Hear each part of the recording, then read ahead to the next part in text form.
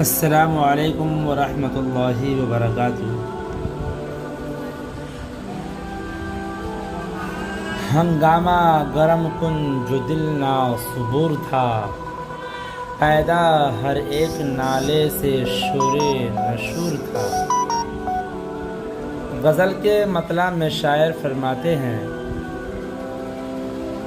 کہ میرا بے صبر دل اس قدر بے چین ہے کہ فریاد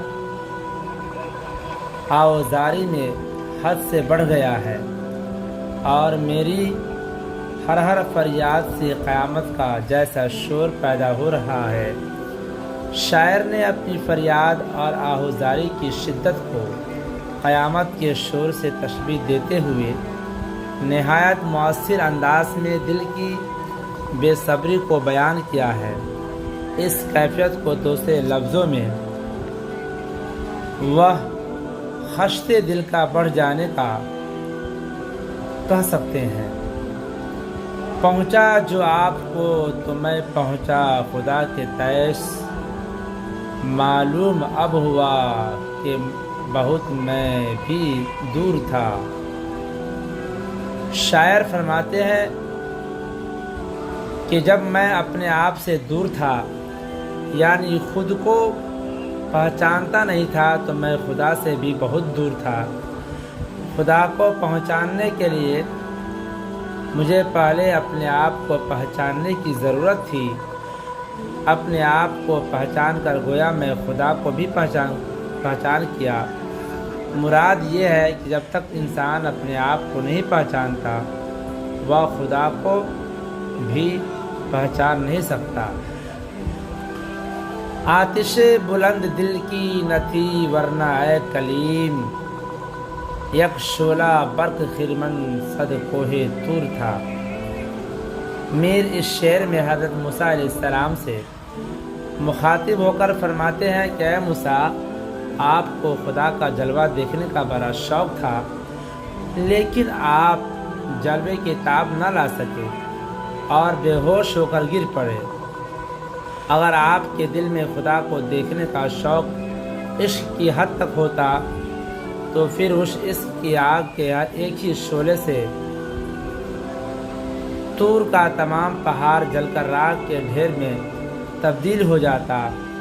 لیکن آپ کے دل میں دراصل محبوب حقیقی کے دیدار کی تڑپ اور لگن موجود تھی ہی نہیں، اس لیے آپ اس کی ایک جھلک کی بھی تاب نہ لا سکے۔ گویا محبوب کا دیدار کرنے کے لیے پہلے اپنے دل میں عشق کی آگ کو تیز کرنا پڑتا ہے۔ کل پاؤں ایک کاسے سر پر جو آ گیا، یکسر و استخواں شکستوں سے مجچور تھا۔ میر اس قطعے میں فرماتے ہیں کہ کل میرا پاؤں کسی فوت شدہ شخص کے سر کی ایک کھوپڑی پر پڑا۔ وہ کھوپڑی سر کی ہڈی بالکل چکناچور ہو گئی تھی۔ اس ہڈی نے مجھے مخاطب ہو کر کہا کہ اے بے خبر انسان، ذرا دیکھ کر چل۔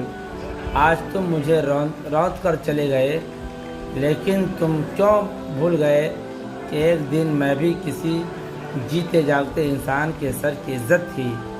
آج اگر وہ سر خاک میں مل گیا اور تم اسے روندے چلے جا رہے ہو، تو یہ بھی سوچو کہ کل تمہارے سر کی کھوپڑی بھی میرے حق میں پڑی ہوں گی، اور لوگ اسے بھی اپنے پاؤں تلے رونگتے چلے جائیں گے۔ تھا وہ تو رشک حور بہشتی ہمیں میں میر، تھا وہ تو رشک حور بہشتی ہمیں میں میر، سمجھے نہ ہم تو فہم کا اپنی قصور تھا۔ شاعر اپنے محبوب کی تعریف کرتے ہوئے فرماتے ہیں کہ حسین و جمیل محبوب ہم میں جنت کی حور کی مانند تھا، یعنی وہ جنت کا باشندہ ہماری اس دنیا میں موجود تھا۔ اگر ہم یہ بات نہ سمجھ سکے تو اپنی کم عقلی تھی، گویا اور جیسا خوبصورت اور دلربا محبوب جنت سے اس دنیا میں آیا ہوا تھا، کیونکہ اس قدر حسین و جمیل اور دلکش محبوب اس دنیا میں تو نہیں ہو سکتا۔ لیکن جب وہ پاس تھا تب ہم یہ بات نہیں سمجھ پائے، اب جب کہ وہ پاس نہیں ہے تو اب یہ بات سمجھ میں آئی۔